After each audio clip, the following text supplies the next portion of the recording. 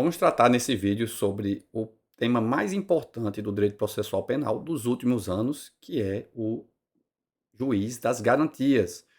O Supremo Tribunal Federal decidiu em ADIs sobre a constitucionalidade desse instituto. Foi uma decisão muito impactante, muito importante, né, para a rotina em varas com competência criminal. E eu vou passar aqui de forma esquematizada por tudo que foi decidido pelo STF, tá certo? Antes, é importante falar resumidamente do que se trata do juiz das garantias e, basicamente, o que aconteceu foi o seguinte: antigamente, o processo penal era conduzido desde a investigação até o julgamento em primeira instância pelo juiz, né? Na verdade, na fase investigatória, impulsionada pelo Ministério Público ou pela autoridade policial, mas quando há necessidade de intervenção judicial, era o juiz que decidia, que era o mesmo juiz que também atuava na instrução. Portanto, por exemplo, um pedido de prisão preventiva ou decisão sobre liberdade provisória ou relaxamento de flagrante, pedidos de busca e apreensão, de sequestro de bens, tudo isso era decidido pelo mesmo juiz que julgava a ação penal, né? E agora houve uma cisão, né, dessas competências, então o juiz das garantias vai atuar na fase investigatória e o juiz da instrução vai atuar na fase de instrução, portanto, do recebimento da denúncia até o julgamento. Portanto, vamos adentrar agora aqui no que foi efetivamente decidido pelo STF, né? Primeiramente sobre a constitucionalidade formal. Então, houve uma discussão nas ADIs sobre se houve ou não um vício de iniciativa, porque a iniciativa legislativa não foi do STF. No caso, se apontou na petição inicial que houve uma violação ao artigo 93 da Constituição Federal, que dispõe que é de iniciativa privativa do STF a lei complementar que trata sobre o Estatuto da Magistratura e que é a norma que fala sobre as prerrogativas dos ocupantes de cargos de magistratura, né? Então, no caso, o STF entendeu que não houve essa violação porque a criação do juiz das garantias não trata sobre prerrogativas de magistrados, né? Ele trata, na verdade, sobre questões processuais. E outra questão que foi levantada foi se a alteração normativa, que foi feita por uma norma federal, se isso não afetaria, por exemplo, a organização judiciária dos estados, porque em algumas situações vai ser preciso, inclusive, criar vagas de juízes e provê-las para poder atender essa cisão da competência que aconteceu, né? Como eu disse, se dividiu a atuação na fase investigativa da fase judicial, né? Portanto, agora vai ter dois juízes atuando onde apenas atuava um.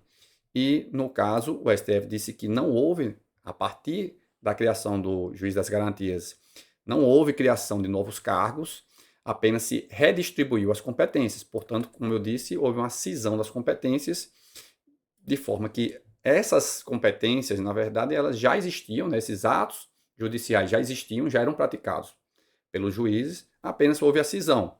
E, em grande parte, essa divisão, essa cisão, vai ser possível atender essa mudança na estrutura pelos cargos que já existem e já estão providos. Então é possível que, por exemplo, numa comarca que tem mais de uma vara, que o juiz de uma vara atue como juiz das garantias dos processos que tramitarão na instrução na vara vizinha, digamos assim. Então é possível haver esses rearranjos. Quando se trata de vara única, aí a situação já fica um pouco mais complexa, porque você não vai ter na mesma localidade mais de um juiz atuando. Mas aí as normas, as regulamentações feitas pelos tribunais já prevêem, né, essa altura agora sobre como isso vai se rearranjar, e eu vou até falar mais na frente sobre como o CJF dispôs sobre esse rearranjo dentro da Justiça Federal, tá certo? Então, o STF disse então que são poucas varas, na verdade, que vão precisar ser criadas, né? Poucas vagas também de juízes, pelo que não é um impacto tão significativo a justificar a declaração da inconstitucionalidade. Abriu apenas a exceção, e eu vou tratar novamente sobre ela mais na frente, que é sobre o artigo 3º-D, que prevê a criação de um sistema de rodízio de magistrados sempre que se trata de uma comarca com apenas um juiz, né? Que é aquela situação que eu disse que aí é uma situação um pouco mais complexa porque você não tem na mesma localidade outro juiz para substituir. E aí a alteração normativa disse que deveria ser criado um sistema de rodízio de juízes, que o STF disse que é inconstitucional porque justamente cabe às leis de organizações judiciárias definir como vai ser feito isso aqui, tá certo? Então, foi declarada essa inconstitucionalidade apenas do artigo 3º D, inconstitucionalidade formal, né? Quanto a material, a gente vai passar a tratar sobre ela agora, tá certo? E eu separei aqui, ao analisar sobre a inconstitucionalidade material, há 3 tipos de conclusões do STF. Primeiramente, os dispositivos que ele declarou constitucional, depois os que ele deu interpretação conforme, e por fim, os que ele declarou inconstitucional. Quanto aos que ele declarou constitucional, a gente tem primeiramente a questão da vedação de iniciativa probatória pelo juiz. Dispõe o artigo 3º-A do CPP agora que o processo penal terá estrutura acusatória vedadas a iniciativa do juiz na fase de investigação e a substituição da atuação probatória do órgão de acusação. Trata-se de uma disposição, portanto, que busca prestigiar o chamado princípio do acusatório, ou sistema acusatório, né? Então, cabe ao Ministério Público promover essas investigações, né? E o STF, então, disse que isso está ok, né? Está certo, está de acordo com o sistema de acusatório que já existia até mesmo antes dessa alteração legislativa, mas ainda remanescem alguns poderes para o juiz, né? Que se inclui, então, a possibilidade de ele autorizar diligências no curso da instrução para dirimir dúvidas sobre ponto relevante, conforme previsto no artigo 156, inciso 2 do CPP. Também ele pode determinar a oitiva de uma testemunha, por exemplo, acontece em um processo haver a chamada testemunha referida, né? Quando em um depoimento alguém fala sobre a importância de uma determinada pessoa dentro daquele iter criminis, né? E aí essa pessoa não foi ouvida ainda, e aí o juiz pode determinar que seja intimada essa pessoa para que seja ouvida, né? Inclusive sem requerimento das partes.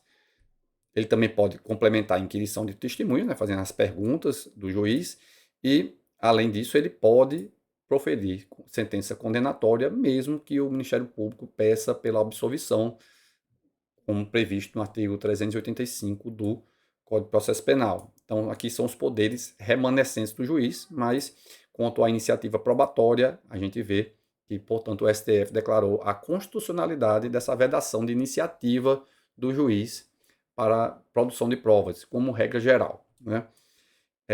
Um outro ponto que o STF declarou a constitucionalidade é da possibilidade, ou melhor, da necessidade de o juiz fazer o controle judicial dos ANPPs, né, dos Acordos de Não Persecução Penal. O CPP trata no artigo 28A sobre o ANPP e ele fala no inciso 3 que no caso de a condição, né, o ANPP, normalmente a pessoa confessa que praticou um crime e, ao confessar que praticou o crime, ele se submete a algumas condições, né, para que ele deve cumpri-las para ter a extinção da punibilidade.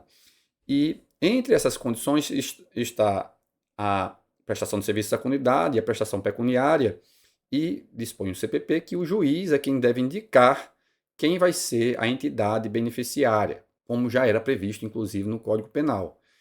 E, além disso, os parágrafos 5º, 6º e 7º falam sobre a possibilidade do juiz também controlar os próprios termos, né? O qual a condicionante que foi apresentada e a sua proporcionalidade com a gravidade da conduta, por exemplo. Então, o juiz faz um controle, sim, de legalidade do ato do ANPP, e o STF disse que isso está de acordo com os princípios da inafastabilidade da jurisdição e dos freios e contrapesos que devem existir entre os poderes, né, que a gente tem na nossa República. Então, portanto, foi declarada a constitucionalidade do controle judicial do ANPP e também da execução dele, né, porque inclui a indicação das entidades beneficiárias da prestação pecuniária e dos serviços prestados à comunidade. Então, foi reafirmada a constitucionalidade dessa atuação jurisdicional. Vamos passar agora a falar sobre os dispositivos que receberam interpretação conforme e são até mais numerosos. E, primeiramente, temos a situação dos procedimentos investigatórios criminais promovidos pelo Ministério Público. E o artigo 3º-B do CPP dispõe que é competência do juiz das garantias ser informado sobre a instauração de qualquer investigação criminal, também prorrogar as investigações e determinar o trancamento delas sempre que não houver fundamento razoável, ou seja, quando não há uma justa causa. Então, o STF, ao analisar essas disposições, disse que o Ministério Público deve informar ao Judiciário, no prazo de 90 dias, todos os procedimentos de investigação que estavam em curso.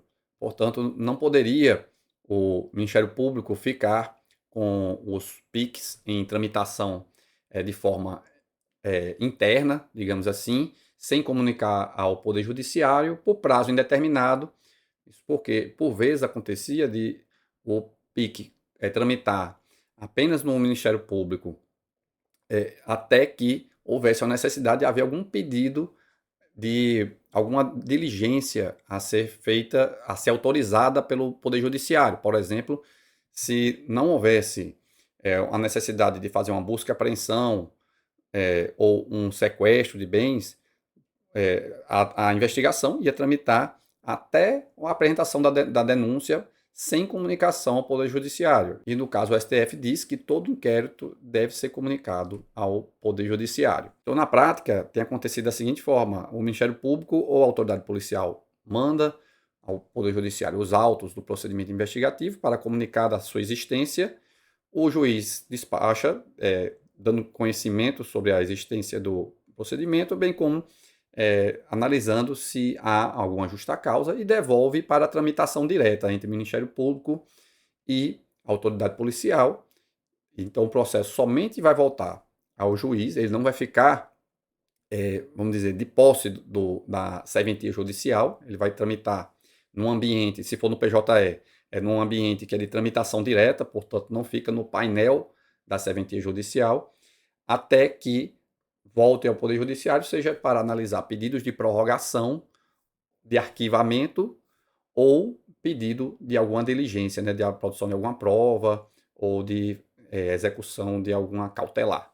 Então, o processo vai tramitar ainda entre o MP e a autoridade policial, mas pode ir ao Poder Judiciário. O que não pode agora é ele ficar tramitando entre o Ministério Público e a autoridade policial sem nenhum conhecimento do Poder Judiciário. E, no caso, foi estabelecido um prazo para que fosse comunicado ao Poder Judiciário. Esse prazo já até escoou. Então, a essa altura, eu estou gravando o vídeo em fevereiro de 2025, então agora já devem estar todos os inquéritos e PICs informados ao Poder Judiciário. Prosseguindo, outro ponto que recebeu interpretação conforme a Constituição Federal foi sobre a necessidade de audiência para prorrogação de cautelares.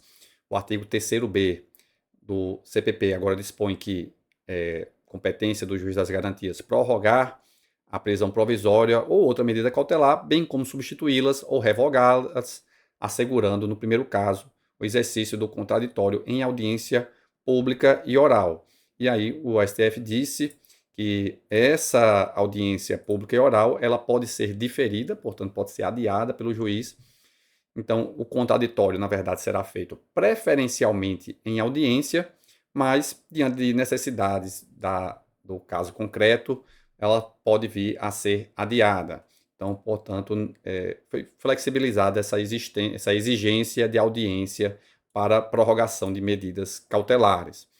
E outro ponto, e esse aqui foi bem polêmico, que é sobre o relaxamento automático de prisões, Porque a norma passou a prever no artigo 3º-B, em seu parágrafo 2º, que se o investigado estiver preso, o juiz das garantias poderá, mediante representação da autoridade policial e ouvido o Ministério Público, prorrogar uma única vez a duração do inquérito por até 15 dias, após o que, se ainda assim a investigação não for concluída, a prisão será imediatamente relaxada. Portanto, a gente tem aqui uma limitação de haver apenas uma prorrogação da prisão preventiva determinada na fase de investigação e por apenas 15 dias. E o STF afastou, portanto, esse prazo, que seria de 30 dias ou de 15 mais 15, porque disse que, pela jurisprudência da Corte, ela já vinha afastando prazos peremptórios em investigações criminais e, portanto, tem que ser considerada a complexidade do caso. E nesse ponto aqui prevaleceu o voto do ministro Alexandre de Moraes, que ele disse que, se não observado o prazo de 15 mais 15 dias, o que pode acontecer é que será procedido na forma do já decidido pelo STF na ADI. E nessa ADI foi analisado o artigo 316, parágrafo único do CPP, que falava sobre a renovação da prisão preventiva, que nessa norma dispõe, portanto, que a cada 90 dias o juiz deve reanalisar a prisão preventiva decretada. Isso aqui já seria dentro da fase de instrução, mas ele teria a obrigação de, a cada 90 dias, reanalisar a prisão preventiva para ver se subsistem os motivos que determinaram a prisão, sob pena dela se tornar ilegal. E na ADI 6.581 foi afastado esse prazo como um prazo peremptório, portanto, se descumprido esse prazo pelo juiz, né, ele passar mais de 90 dias para reanalisar, o que pode acontecer é o juiz ser instado a reavaliar. Então, não há uma nulidade automática em caso de descumprimento do prazo de 90 dias para a reanálise da prisão preventiva. Isso porque a finalidade da norma, segundo entendeu o ministro Alexandre de Moraes naquela oportunidade da ADI e também na ADI sobre o juiz das garantias, que esse caso aqui, que estabeleceu o prazo de 90 dias para reanalisar, é um prazo que foi estabelecido para tentar sanar a situação carcerária no Brasil, porque o Brasil tem 31% dos presos que são presos provisórios, né? Não era o objetivo da norma fazer um liberar geral, entre aspas aqui, porque foi a expressão utilizada pelo próprio ministro. Então, na visão dele, o prazo não era peremptório, mas apenas para determinar uma revisão periódica pelo Poder Judiciário. E, portanto, o STF, naquela oportunidade, deu essa interpretação conforme a disposição do artigo 316, parágrafo único, e, por outro lado, estabeleceu algumas limitações, né, porque ele disse que se aplica apenas até a condenação em segunda instância. Então, o juiz, na primeira instância, tem a obrigação, na segunda instância, o relator do caso também tem que ficar revisando até que haja a votação em segunda instância. Se for confirmada a condenação em segunda instância, aí, na terceira instância já, se for para o STJ ou para o STF, não haveria a obrigação lá de os ministros, no caso, o relator do caso no STF ou no STJ, de ficar revisando a preventiva, porque nesse caso já teria sido esgotado, inclusive, a análise dos fatos nas duas primeiras instâncias, né? A gente sabe que na terceira instância se analisa apenas questões de direito, né? Por outro lado, foi dito que essa obrigação de revisar a cada 90 dias se aplica aos casos com prerrogativa de foro, portanto, casos de competência originária, ainda que em tribunal superior, terão aplicação da obrigação de renovação periódica da prisão preventiva, né? E, portanto, esse entendimento foi aplicado também a essa norma que prevê um relaxamento da prisão após de 30 dias ou 15 mais 15 na fase de investigação. Então, significa que, passado esse prazo de 30 dias, o que pode acontecer é o juiz ser provocado a decidir novamente sobre a prisão e, portanto, não há um prazo peremptório de manutenção dessa prisão ainda na fase de investigação também. E outra coisa extremamente importante que foi decidida é que pode haver novas prorrogações. Então, essa disposição de que apenas pode prorrogar uma vez, ela foi também relativizada. Então, o juiz pode prorrogar mais de uma vez a prisão preventiva na fase de investigação, e se for ultrapassado o prazo para reanálise, isso não gera a uma nulidade, a um relaxamento da prisão imediatamente, certo? Então, houve aqui uma significativa flexibilização dessa norma aqui, que era uma das normas mais polêmicas, que é o melhor que gerou mais discussões sobre a criação do juiz das garantias. Outra questão levantada foi sobre a audiência de custódia, que o CPP dispõe no artigo 310, parágrafo 1º, que o preso em flagrante ou por força de mandado de prisão provisória será encaminhado à presença do juiz das garantias no prazo de 24 horas, momento em que se realizará audiência com a presença do Ministério Público e Defensoria ou advogado, vedado o emprego de videoconferência. Então, a questão discutida aqui não é sobre realizar ou não a audiência de custódia, porque isso hoje já é pacífico, né, que é um instituto que veio para ficar, né?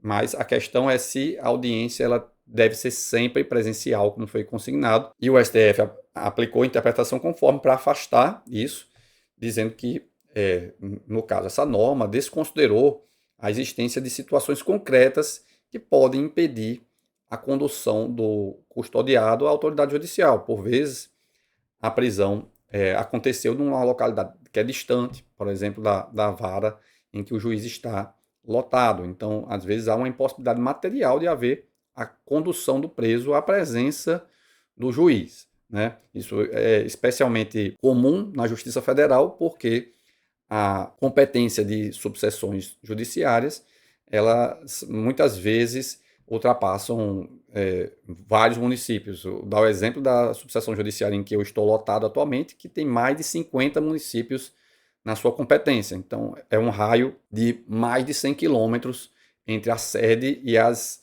extremidades dessa subseção, né? Então, por vezes, seria realmente muito difícil fazer uma condução de um preso que está na localidade mais longínqua em relação à sede, entendeu? Então, no caso, o STF disse que é permitido um uso excepcional da videoconferência. E sobre isso, o CJF veio a regulamentar isso dentro da Justiça Federal, portanto, né, que colocou como motivos para se poder usar a videoconferência quando o réu, ou melhor, o custodiado, está em local diverso, em situações de plantão judiciário, porque inclusive é comum, por exemplo, no plantão do recesso forense, e o plantão ser de todo o estado. Então é possível que um fato que seja lá de uma vara lá do interior do estado, a prisão aconteceu lá e o plantonista estar na capital. Então pode estar o plantonista a 400, 500 quilômetros, ou até mais, né, dependendo do estado, e aí não seria possível fazer a condução do preso, né?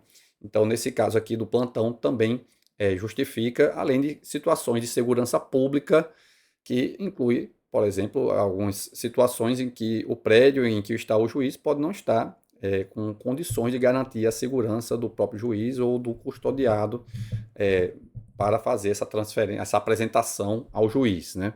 E, por outro lado, foi dito que se o custodiado está em local diverso e, eventualmente, existe uma subseção judiciária mais próxima de onde ele está, aí ele pode ser conduzido à sede dessa subseção judiciária. Então, no caso que eu falei do plantão, que é de todo o estado, é possível que a prisão aconteça na cidade que tem uma sede de subseção judiciária. E aí, nesse caso, não vai levar o plantonista que está na capital, por exemplo, pode levar o custodiado à sede de uma subseção mais próxima. Às vezes, isso pode ser até um fato acontecido na própria localidade da sede de uma subseção, né? Então, foi dito que nessa situação é possível o uso da videoconferência conduzindo o custodiado às dependências do Poder Judiciário, no entanto, em outra localidade, né?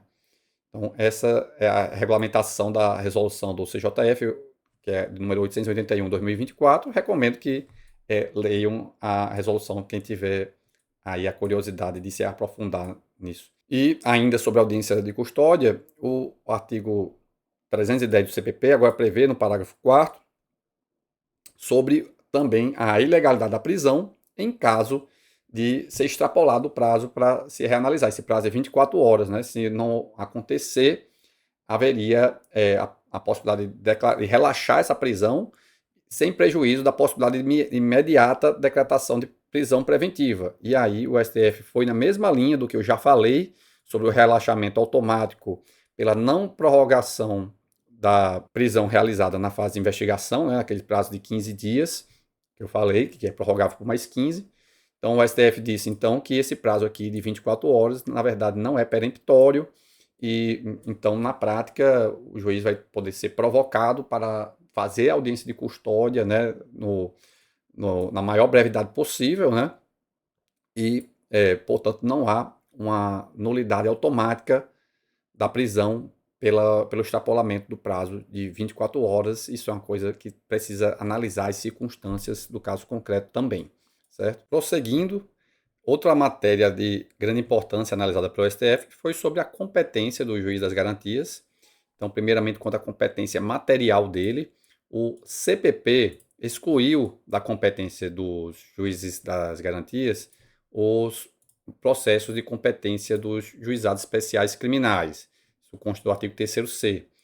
A mesma norma, né, o pacote anticrime, também excluiu a competência das varas criminais colegiadas e especializadas em crimes de organizações criminosas, né? Isso consta, na verdade, no artigo 1º-A da Lei 2.694, que é a lei que trata sobre organizações criminosas. Então, essas duas matérias foram excluídas da competência do juiz das garantias. Então, várias criminais colegiadas vão atuar também desde a investigação.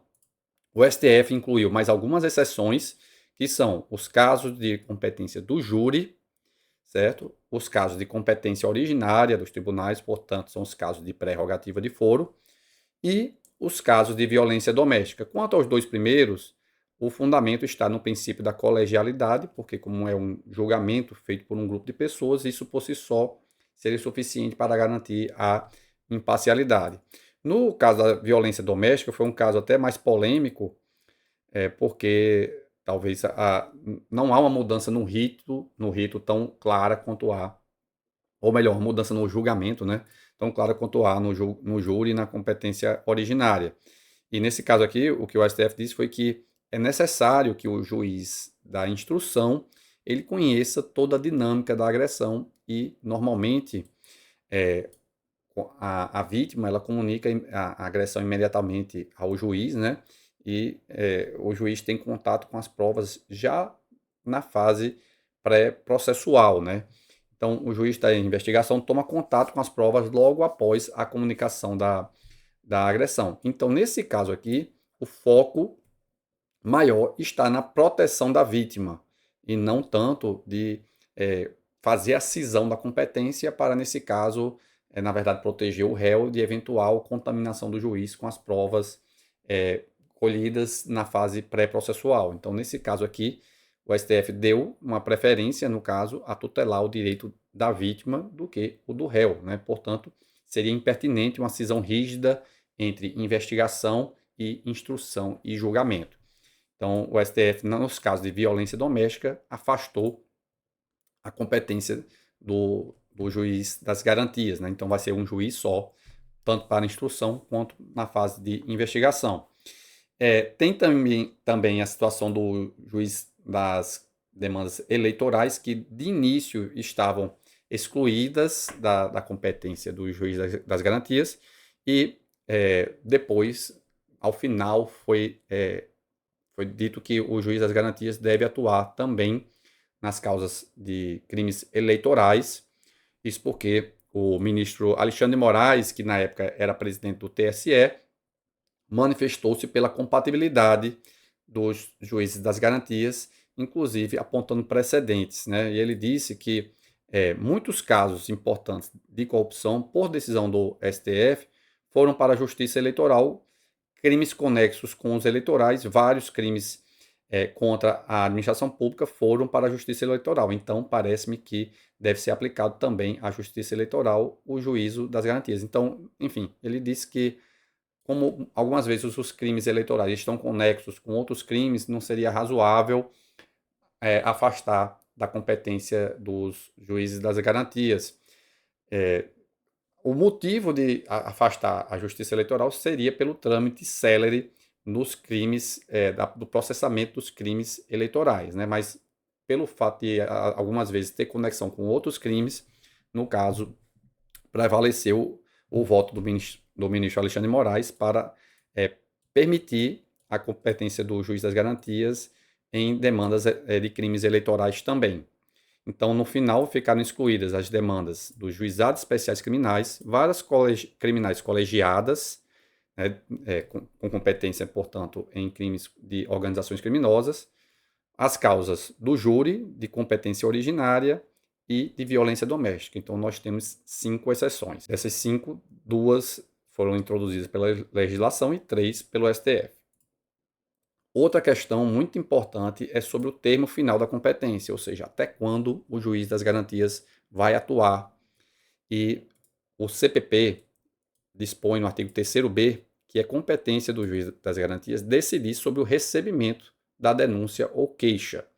E só que ele fala nos termos do artigo 399 do CPP, que por sua vez fala também na designação de dia e hora para a audiência. E aí aqui o STF disse que houve um erro legístico, porque em um momento ele fala em recebimento da denúncia e fala também em instrução. Estaria, nesse caso, o juiz das garantias autorizado a tanto receber a denúncia como marcar a audiência que outro juiz vai fazer, né? E aí, nesse caso, haveria uma contradição aqui nas normas e o STF disse que a competência do juiz das garantias vai até o oferecimento da denúncia e não até o recebimento. Então, a partir do momento que o Ministério Público apresenta a denúncia ou é apresentada a queixa-crime, nesse caso, já todo o processo já é encaminhado para o juiz das garantias, né? Então, o juiz da instrução é quem vai receber a denúncia ou queixa, e aí ele que vai fazer a designação da audiência, porque isso é um ato típico de instrução. Então, foi afastado do juiz das garantias a competência para recebimento de denúncia, previsto no artigo 3º-B, inciso 14. Outra questão enfrentada sobre competência é sobre a possibilidade de o tribunal designar, né, porque o CPP fala no artigo 3º-E que o juiz das garantias será designado conforme as normas de organização judiciária. E acontece que essa palavra designação, normalmente ela é aplicada a atos discricionários. E o STF deu a interpretação conforme de que o juiz das garantias ele deve ser investido nessa jurisdição.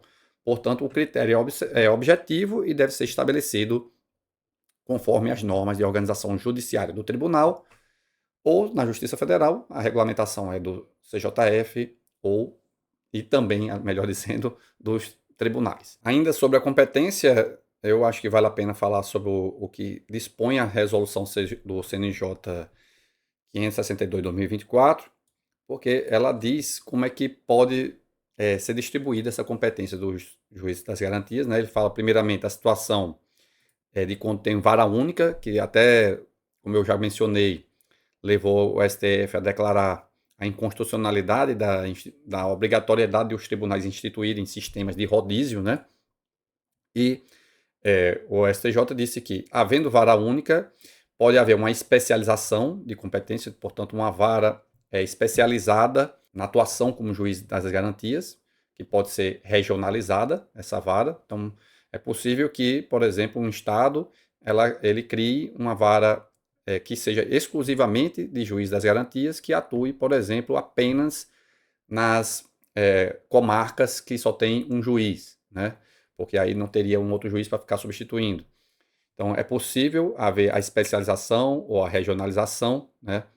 Então, é possível que, inclusive, seja uma vara especializada regional, ou pode ser uma vara não especializada, mas regional. Então, é possível, por exemplo, que uma determinada vara assuma a competência de juiz das garantias de de um conjunto de comarcas ou de subseções, né? Portanto, havendo uma atuação regionalizada de juiz das garantias, desde que sempre se assegure o acesso ao preso. Portanto, as normas devem garantir esse acesso do juiz das garantias ao preso. Também a possibilidade de substituição pré-definida, que pode ser por regime de tabelaridade, aleatório ou regime de plantão. Regime de tabelaridade é quando se estabelece assim, vamos dizer que a gente está falando aqui sobre as situações de vara única ainda, né? Então seria possível dizer, por exemplo, na Paraíba, que a, a vara, a subseção de Patos seria o juiz das garantias para os processos da subseção de Souza na Paraíba. Então, todo caso que aparecer em investigação em Patos seria de Souza, e de Souza poderia ser de Patos, reciprocamente.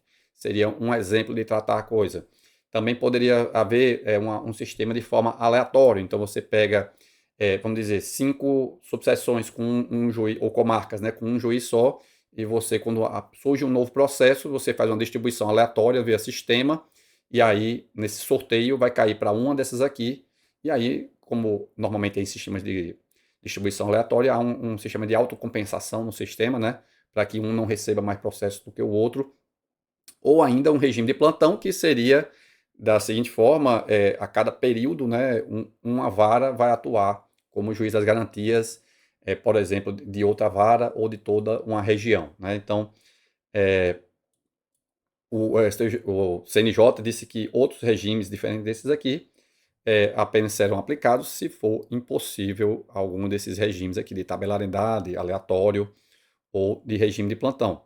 Então, a gente tem esses sistemas de especialização, regionalização ou de substituição pré-definida para essas situações de vara única, que são as situações mais complexas mesmo de se resolver, porque, inclusive, a gente tem estados no Brasil que possuem dimensão de países, né? Então, assim, às vezes é difícil de equacionar. Por exemplo, o Tribunal Regional Federal da 5ª Região adotou, melhor dizendo, uma solução diferente para cada estado, e na Paraíba, especificamente, foi adotada uma situação que passa por aqui. É uma situação de regionalização e também de distribuição aleatória. Então, na prática, as varas com competência criminal que atuam no interior, e em cada subseção não tem mais de uma vara com competência criminal, todas as subseções, inclusive a própria sede da seção judiciária, somente tem uma vara com competência criminal em cada localidade. Então, na prática, as varas do interior fazem a atuação como juiz das garantias da vara criminal da capital, e a da capital faz a atuação como juiz das garantias das varas do interior, né, com distribuição aleatória no caso, né? Então, quando chega um processo de investigação da capital, o sistema distribui aleatoriamente entre as varas do interior para decidir quem vai atuar como juiz das garantias. Ficou assim definido pelo TRF5 para definir a competência das varas na Paraíba, especificamente. Em cada seção teve uma solução diferente, justamente por causa das peculiaridades locais. Prosseguindo, uma outra disposição que foi sujeita à interpretação conforme do STF é a sobre o uso da imagem de presos, né? Porque o CPP fala que o juiz das garantias deverá assegurar o cumprimento de regras para o tratamento dos presos, impedindo o acordo ou ajuste de qualquer autoridade com órgãos de imprensa para explorar a imagem da pessoa submetida à prisão, sob pena de responsabilidade civil, administrativa e penal, e ainda fala numa regulamentação no prazo de 180 dias. E o STF, no caso, manteve a possibilidade do uso da imagem da prisão tanto para garantir a efetividade da persecução penal, o direito à informação também, e até mesmo a dignidade do preso, porque às vezes a imagem da prisão é que permite, por exemplo, a denúncia de abusos, de uso de força excessiva, entre outras irregularidades que podem estar presentes na prisão, né? Então, portanto, o STF relativizou, né, significativamente essa disposição aqui sobre a obrigatoriedade de o juiz atuar fazendo como uma gestão da imagem do preso, né? Inclusive, isso aqui era uma coisa que eu não imagino muito como é que seria essa atuação na prática, porque enfim, o juiz não tem exatamente um controle sobre fatos que acontecem fora da serventia judicial. E, por vezes, até mesmo antes de existir o processo judicial, já aconteceu a divulgação da imagem. Por fim, a gente tem a análise do STF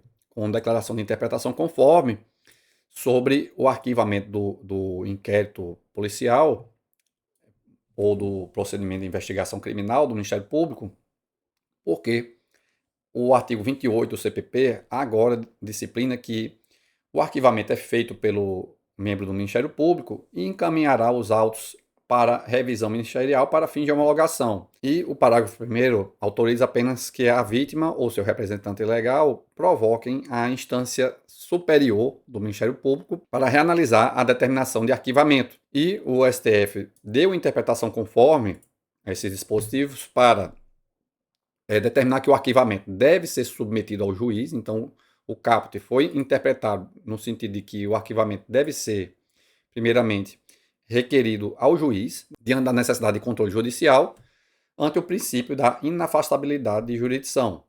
E, além disso, o juiz também deve ser considerado entre os habilitados aqui do parágrafo 1º para provocar a revisão desse arquivamento a uma instância superior do Ministério Público. Então, foi afastada essa disposição no sentido de que o arquivamento seria um ato exclusivo do Ministério Público e que o juiz nada poderia fazer, né? Então, agora, o STF, na verdade, manteve um sistema muito parecido com o anterior, né? Na verdade, a maior novidade em relação ao que havia antes é a previsão agora de a vítima poder provocar a instância superior no Ministério Público, né?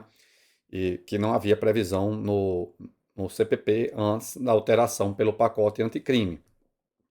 Então, agora ficou mantido, portanto, a necessidade da homologação do pedido de arquivamento pelo Poder Judiciário e ainda a possibilidade do juiz mandar para uma instância superior no Ministério Público. E agora vamos entrar na parte final dessa aula para falar sobre as normas que o STF declarou a inconstitucionalidade.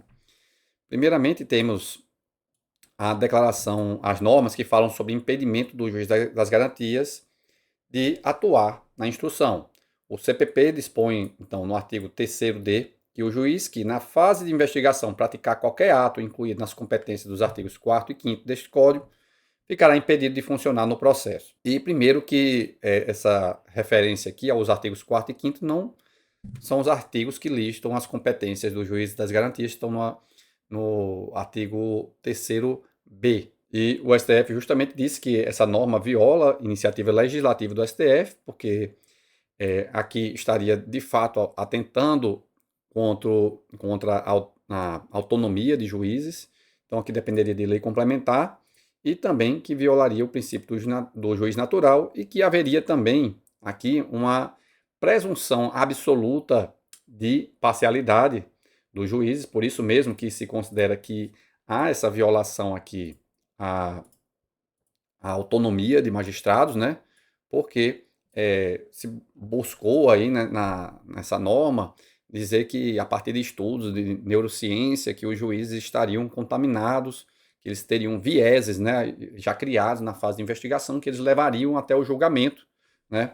E, no entanto, o STF disse que isso se trata de uma generalização inadequada, inclusive inadequada para o nosso sistema, para a nossa realidade, né, no Brasil, até porque ela presume uma certa irracionalidade do juiz, né, como se ele não tivesse um livre-arbítrio de agir de forma diferente do que ele agiu, por exemplo, na fase de investigação ao deferir uma medida cautelar, por exemplo, como se ele, ao deferir uma medida cautelar, uma busca e apreensão no início da investigação, ele tivesse que se prender a esse viés e ir até a condenação na fase de instrução. E a gente sabe que não é assim que funciona, inclusive, muitas vezes o juiz vem absolver até mesmo contra o pedido do Ministério Público, né? Portanto, essa norma ela foi criada pressupondo que há a sujeição absoluta de juízes aos vieses,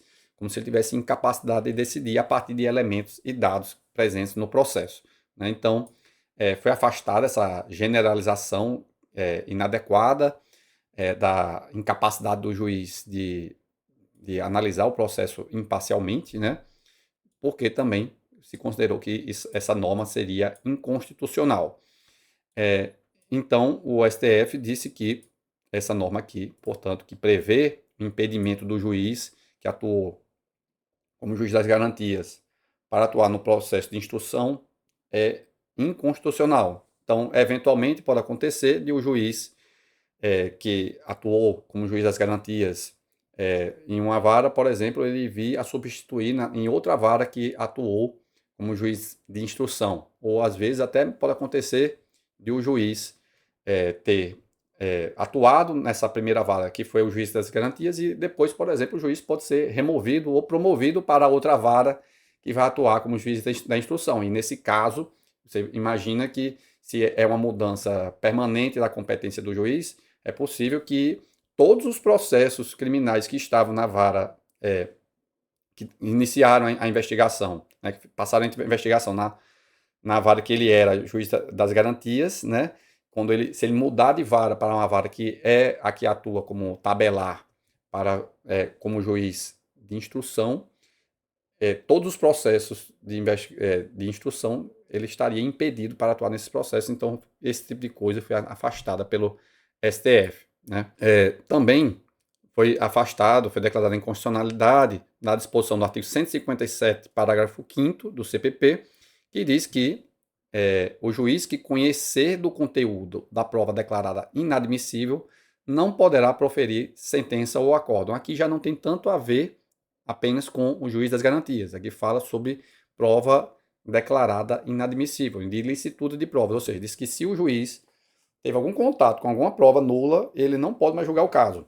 Então o STF disse aqui que aqui também houve uma presunção absoluta de imparcialidade, assim como a gente viu aqui, né, sobre o impedimento do juiz das garantias.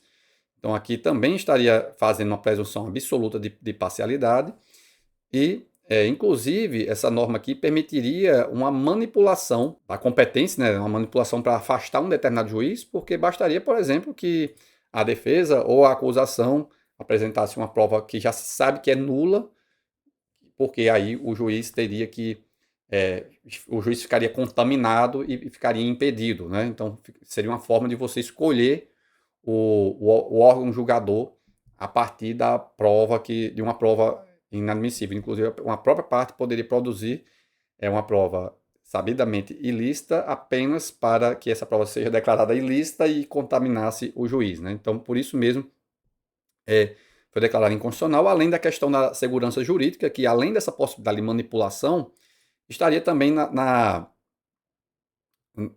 no fato de o CPP falar aqui em juiz que conheceu do conteúdo da prova. E aí, o que é exatamente conhecer do conteúdo da prova? Que ele apenas, o processo passou por ele, ou que ele decidiu efetivamente sobre a licitude dessa prova, ou que ele utilizou essa prova como fundamento, ou valorou, né, ao proferir uma decisão judicial.